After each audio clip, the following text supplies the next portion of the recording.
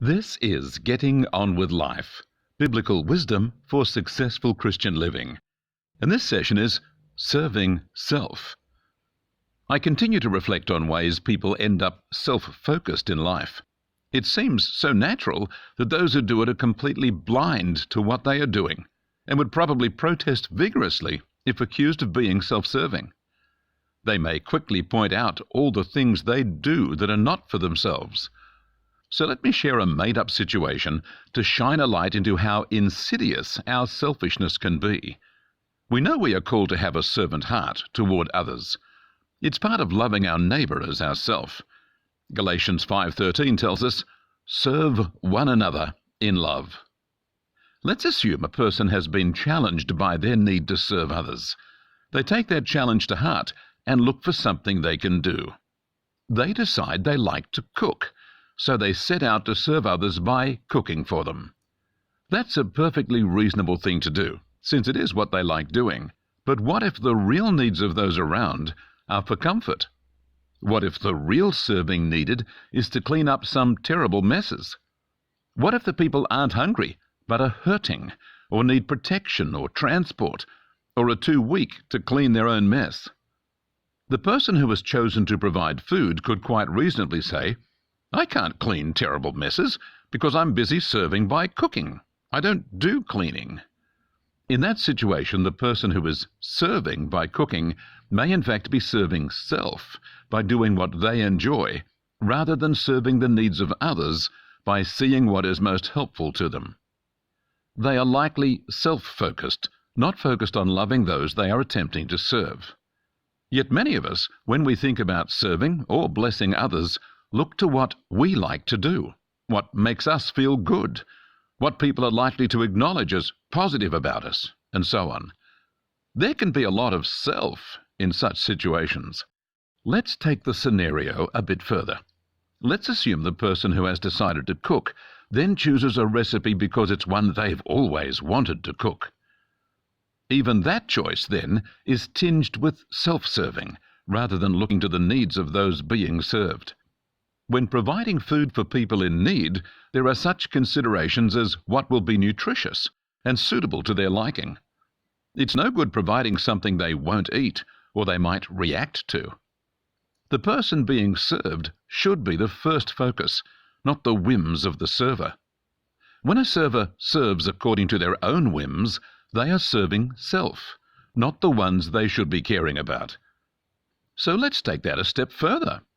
Suppose the person providing food is challenged that those being served won't like what they are preparing, and the cook objects by being offended and asserting that the food is delicious and those who reject it don't deserve to be fed. They might say, "I'd be happy to eat this food any day, and it's good for you too." They might even show more of their selfish colors by saying, "I've gone to a lot of trouble to make this, and if they don't like it, they're being ungrateful. They can just go hungry." In that reaction, the person who thinks they are serving the people reveals that it's all about them, not those being served. When we react to how others receive us, we reveal that we are highly focused on self. If it is possible to be totally self-serving when we think we are serving others, then how much more of our life is dominated by our focus on self? Our problem is that we make internal assessments of things, and that allows us to excuse ourselves all the time. The person making the rules can absolve and excuse their own breaches of the law while being harsh on others. Whoever rules in your home probably sneaks things outside the rules, allowing special privileges for themselves while demanding that others follow the rules.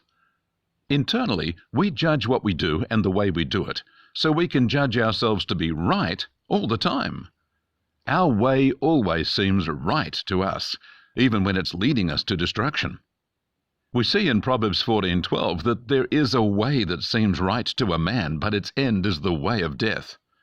To save us from this situation, we need an external arbiter, or an external set of rules to follow that we can't tamper with. We need someone to lead us to do things we would not do, and to do them the right way, not the way we prefer to do it. What we need is a pilot, a coach, a mentor, and a shepherd. In Psalm 23:1 it says, "The Lord is my shepherd." And in Psalm 78:52, he led out his people like sheep and guided them like a flock in the wilderness. And in Psalm 100 verse 3, know that the Lord is God. It is he who has made us, and not we ourselves. We are his people, and the sheep of his pasture. When we humble ourselves and do what God asks of us, his way, we are rescued from our own blinded perceptions and our own selfishness. So that points to the fact that our self-focus is actually pride. We tend to bristle and react when we are told we are wrong or that our way of doing things needs to be improved. Our pride is offended. So to be able to be free from self, we need to humble ourselves and recognize that we are desperately limited and in need of external rescue and support. God calls us to humble ourselves, and he promises grace to those who do.